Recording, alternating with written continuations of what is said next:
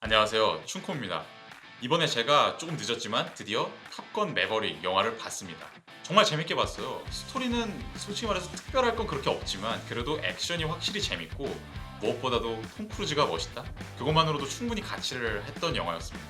그런데 저는 이 영화가 그렇게 흥미 위주의 내용만 갖고 있다고 생각하지는 않아요. 충분히 철학적인 관점에서 깊게 해석될 수 있을 만한 여지가 많다고 생각하는데요. 그리고 또 지금 2022년이라는 시대에 지금의 사회에서 이 탑건 매버릭이 대단한 흥행을 한 이유는 지금 시대에 특유하게 우리가 고민할 만한 것들, 그리고 시대를 초월해서 인간이라면 고민할 만한 문제들을 많이 표현하고 있기 때문이라고 생각합니다. 오늘은 그런 부분에 대한 제 해석을 말씀드리려고 합니다. 일단 첫째로 제가 이 영화를 보면서 가장 눈에 띄었던 포인트는 인간의 본능적이고 직관적인 능력이냐 아니면 기계적 자동화냐, 그 둘 사이의 긴장 관계였습니다. 아마 이 부분에 대해서 생각하면서 영화를 보신 분들이 많을 거라고 생각해요. 영화의 맨 앞에 장면에서 매버릭이 새로 나온 초음속 전투기를 시범 운행을 하는데, 거기서 좀 매버릭을 마음에 안 들어하는 장군이 앞으로는 무인기 위주로 개발할 거고 사람이 타는 초음속 전투기 프로젝트는 폐기할 거다, 이렇게 주장을 하죠. 근데 매버릭이 보란 듯이 원래 기존의 프로젝트 목표가 마하 9에 도달하는 거였는데 그걸 넘어서 마하 10으로 비행기를 몰죠. 모두가 예상했던 기계의 한계치를 넘어서 인간이 그 이상으로 본능적이고 직관적인 능력을 발휘해서 더 나은 퍼포먼스를 보일 수 있다, 이걸 보여준 겁니다. 이 인간의 능력이냐 아니면 기계화냐 하는 주제는 영화의 전반에 걸쳐서 반복적으로 등장합니다. 일단 매버릭이 P-51 머스탱 전투기를 정비하는 장면이 많이 나오는데요. 2차 세계대전 때 쓰던 굉장히 구형 전투기죠. 그 옛날 전투기에 굉장히 애정을 갖고 계속 정비하는 모습은 기계적 진보에만 매몰되는 게 아니라 기계의 성능과 상관없이 인간적인 능력을 발휘하는 걸 중시하는 매버릭의 가치관을 잘 보여준다고 볼 수 있습니다. 그리고 매버릭이 여자친구 페니와 같이 요트를 타는 장면도 꽤 길게 잡혀서 나오는데요. 그때 처음에는 매버릭이 바람이 굉장히 강하게 불기도 하고 운전이 좀 미숙해서 요트를 되게 불안하게 타요. 근데 금방 작동 방식을 잘 터득해서 바람을 쫙 타고 나가거든요. 저는 여기서 요트가 무동력으로 움직이는 운송수단이라는 점에 주목할 필요가 있다고 생각합니다. 요트는 모터가 달려서 움직이는 게 아니라 순전히 바람의 힘과 인간의 운전만으로 움직이죠. 한마디로 인간의 본능적인 순간순간의 대처 능력을 통해서 길을 헤쳐나가는 면모를 아주 잘 보여주는 수단입니다. 그래서 저는 이 요트 장면이 너무 자동화되는 기계들에만 의존할 게 아니라 인간 고유의 능력을 잘 발휘해야 한다는 영화의 메시지를 잘 드러낸다고 생각했어요. 저는 이 메시지가 지금 시대와 관련해서 많은 사람들에게 호소력을 가질 거라고 생각합니다. 제가 저번 주에 피자헛에 갔는데 거기서 서빙을 로봇이 해주더라고요. 우리는 지금 2010년대 또 2020년대 들어서 자동화의 엄청난 발전을 목격하고 있습니다. 물론 예전부터도 계속 이런 발전은 있어 왔지만 근 10년간은 인공지능의 발달 때문에 또 다른 속도로 변화가 일어나고 있는 것 같아요. 이런 상황 속에서 과연 인간의 능력은 완전히 기계에 의해서 대체될 수 있느냐? 아니면 인간 안에는 기계에 의해서 완전히 대체될 수 없는 고유의 능력이 있냐? 하는 질문은 모두에게 보편적인 호소력을 받는 질문이라고 생각합니다. 두 번째로 재미있었던 포인트는 규율이냐 반항이냐 하는 문제인데요. 다르게 말하면 계획과 자유 사이의 긴장 관계입니다. 제가 이 영화를 찍기 전에 조승현님의 탑건 리뷰를 봤는데요. 거기서 조승현님은 1986년에 탑건 오리지널이 어마어마한 흥행을 할 수 있었던 이유는 당시에 안정적인 것을 지향하던 베이비붐 세대에 반해서 자유롭고 반항적인 것을 추구하던 X세대의 정신을 상징적으로 보여준 게 그 매버릭이라는 캐릭터였기 때문이다라고 분석을 하셨습니다. 그 탑건 오리지널에서 아이스맨이라는 인물은 규율과 계획을 엄격하게 지키는 정신을 상징하고, 매버릭은 반대로 정해진 것에서 벗어나려고 하는 자유로운 정신을 상징하는데, 그 둘 간의 긴장과 케미가 엄청나서 보는 사람들로 하여금 아주 큰 재미를 불러일으켰다고 조승현님은 분석을 하고 있는데요. 저는 이런 비슷한 구도가 탑건 매버릭에서도 계속 등장한다고 생각해요. 보수적으로 공동체의 명령과 계획에 충실히 따르는 것을 중시하는 사람들이 있고, 거기로부터 조금 벗어나서 예상할 수 없는 것들을 추구하는 사람들이 있죠. 대표적으로 루스터 같은 경우는 모든 것을 안정지향적으로, 계획적으로, 숙고와 계산을 거쳐서 진행하는 스타일이고, 반대로 매버릭은 그냥 지르는 스타일입니다. 그래서 매버릭이 루스터한테 생각하지 말고 그냥 해! 라고 말하는 장면이 나오기도 하는데요. 그런데 그렇다고 해서 이 영화에서 생각하지 않고 그냥 즉흥적으로 일탈하는 측면만 강조되냐, 그게 절대적으로 좋은 것처럼 그려지냐, 저는 절대로 그렇지 않다고 생각합니다. 애초에 이 영화는 군대를 배경으로 합니다. 명령에 의해서 움직이는 조직이죠. 매버릭도 비록 자유분방한 인물이지만 어쨌든 명령을 받으면 따르는 군인입니다. 그리고 매버릭이랑 탑건 학생들이 상대방 핵시설을 공격하는 작전을 수행할 때도 철저하게 준비된 계획에 따라서 움직입니다. 그 계획과 규율이 없이는 절대로 목표를 이룰 수가 없죠. 그런데 다만 그 중간중간에 정해진 계획과 규율이 모든 것을 해결해 줄 수 없는 순간에 정해진 것을 넘어서는 순간적인 본능적인 기지를 발휘해서 위기를 극복하는 장면이 더해지는 거죠.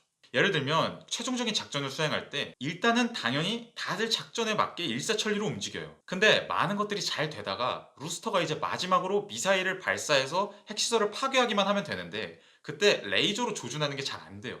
그런데 그 순간에 루스터는 본인의 본능적인 감을 믿고 그냥 미사일을 발사해서 상대 시설을 파괴하는 데 성공합니다. 항상 철저하게 생각한 후에 움직였던 루스터가 순간에 자신의 본능을 믿고 예상을 벗어난 행동으로 이를 성공적으로 처리하는 장면이죠. 정해진 계획을 순간의 기지가 보완해 주는 겁니다.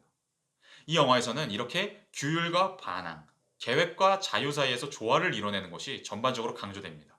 저는 이 조화가 이 영화의 전반적인 밸런스에서 굉장히 중요한 역할을 한다고 봐요.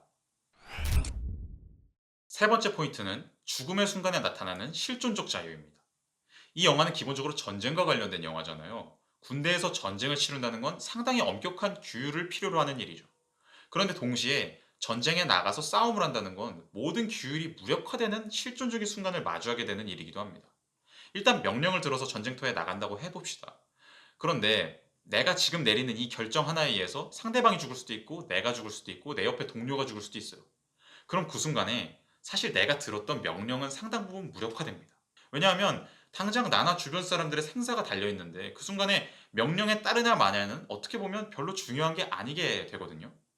평상시에야 내가 군대 안에서 진급도 해야 되고 사회적인 시선도 있고 그러니까 당연히 명령에 따르는 게 중요했지만 막상 생사가 달린 순간이 되면 그때는 상부의 명령이 중요한 게 아니라 나의 마음이 나에게 무엇을 명령하느냐, 내 마음의 목소리가 무엇을 말하느냐가 가장 중요한 순간이 되죠. 그 순간만큼은 무엇이 옳고 그른지를 전적으로 나 스스로 판단해야 될 수도 있습니다. 저는 이런 실존적인 선택의 순간을 다른 많은 좋은 전쟁 영화들처럼 탑건 매버릭이 잘 표현했다고 생각해요. 그리고 또 이 포인트와 관련해서 흥미로운 네 번째 포인트가 나오는데요. 네 번째 포인트는 바로 책임입니다. 매버릭은 자신의 학생들이 죽는 것을 어떻게든 막기 위해서 최선을 다해서 학생을 가르칩니다. 때로는 훈련 과정에서 학생들을 위험할 정도로 한계까지 몰아붙이기도 하죠.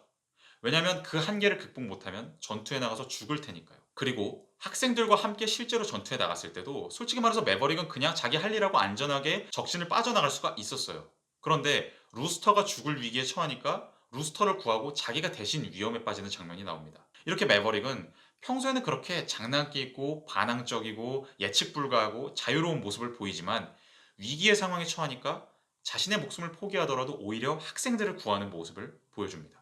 우리는 흔히 자유가 사회적 역할로부터 벗어나는 거라고 생각하는데요. 그런데 매버릭은 생사를 가르는 결정적인 순간이 되니까 오히려 교관이라는 자신의 사회적 역할, 그리고 루스터의 아버지의 동료라는 자신의 사회적인 역할로 돌아가서 오히려 그 역할 안에서 책임을 다하는 모습을 보여줍니다. 저는 매버릭이라는 캐릭터가 멋있는 이유가 결정적으로 여기에 있다고 생각해요. 평상시에는 사회적인 질서에 저항하고 예측 불가능한 행동을 하고 그런 자유로운 모습을 보여주지만 생사가 달린 결정적인 순간이 되면 자기에게 주어진 사회적인 책임을 다하는, 거기로부터 도망치지 않는 그런 사람인 거죠. 저는 이런 모습이 좋은 인간이란 무엇인지에 대해서 하나의 좋은 모델을 보여준다고 생각합니다. 사회적인 요구와 규율에 무작정 복종하는 무비판적이고 좀비 같은 사람도 아니고 그렇다고 해서 자기에게 주어진 책임으로부터 도망치는 그런 이기적이고 겁쟁이 같은 사람도 아니고 오히려 매버릭은 비판적일 때는 비판적이면서도 또 복종할 때는 복종할 줄 아는 사람이죠. 무언가 해야 할 일이 있고 그 해야 할 일의 책임이 자기한테 있으면 기꺼이 그 일을 하는 사람입니다. 자신의 목숨을 걸면서까지도요. 고대 그리스에서는 좋은 성격을 판단할 때 용기, 절제, 정의를 가장 중요한 기준으로 삼았다고 합니다. 저는 매버릭이라는 인물이 이 세 가지 측면을 고루 갖춘 인물이라고 봐요. 네, 이렇게 탑건 매버릭에 대한 제 해석을 간단히 말씀드려봤는데요. 전반적으로 저는 지금 좋은 평가를 했지만 물론 비판점도 없지 않다고 생각해요. 전반적으로 내세우는 가치가 상당히 마초적이기도 하고 또 미국을 절대선으로 그리는 측면이 강하게 표출되어서 좀 정치적으로는 조심해서 봐야 될 필요가 있다고 생각합니다. 하지만 그럼에도 불구하고 이 기계적 자동화가 가속화되는 시기에 인간 고유의 능력에 대해서 다시 생각해보게 하기도 하고 또 자유가 뭔지, 복종이 뭔지, 책임이 뭔지 그 여러 가지 복잡하게 얽혀있는 인간에게 중요한 가치들에 대해서 깊이 뜨겁게 무언가를 느껴보게 할 수 있다는 점에서 이 영화는 좋은 영화라고 생각했습니다. 네, 여러분은 이 영화를 보면서 무슨 생각을 하셨나요? 댓글로 많이 남겨주시면 감사하겠습니다. 네, 제가 오늘 준비한 내용은 여기까지고요. 다음에 또 재밌는 내용으로 돌아오도록 하겠습니다. 감사합니다.